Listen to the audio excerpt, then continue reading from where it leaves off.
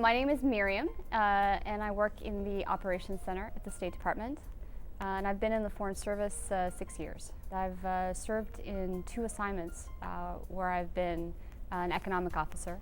I served in the consulate in Jerusalem, and I served in the embassy in Athens. In both posts, I worked a lot on environment issues. We worked a great deal with the Palestinian Authority on how to ramp up their ability to conserve and protect their resources.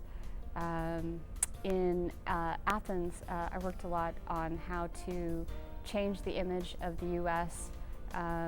Vis-a-vis the Greek public. I work in the Operations Center at the State Department. I'm a watch officer. There's about 40 of us, and essentially we're the hub of information for the State Department. So obviously our primary principal is the Secretary, and we support the Secretary and her staff and in fact the rest of the building. This becomes particularly critical during the off hours and when, especially on the weekends and the holidays. We're there to understand the information that is happening, news events that are happening, alert key principals, and basically really be a nerve center for the State Department. So it's been, I think, both physically and personally challenging because a lot of the work is shift work, and so we work early mornings, afternoons, overnight shifts. So we frequently are leaving the building when people are coming into work. But at the same time, the experience has been incredible. I've learned so much from my 1 year in ops, both how to brief, how to alert, how to understand information.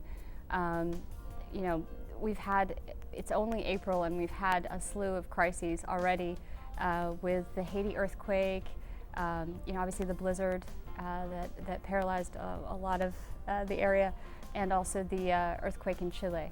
And it's been fascinating to see what our response is, how our interagency process works, how we work with the Defense Department, how we work with the White House. There is a lot of really interesting dimensions of economic work that are incredible. I really enjoyed working on the telecom portfolio in Jerusalem, working with our group back here on building an independent telecom regulatory agency in the Palestinian Authority, and trying to get them up to speed on how to do that, how to implement accountability. I was working with the medical director of a Palestinian hospital, and he sat me down in his office for about 30 minutes and just yelled at me for everything that is going wrong with American foreign policy.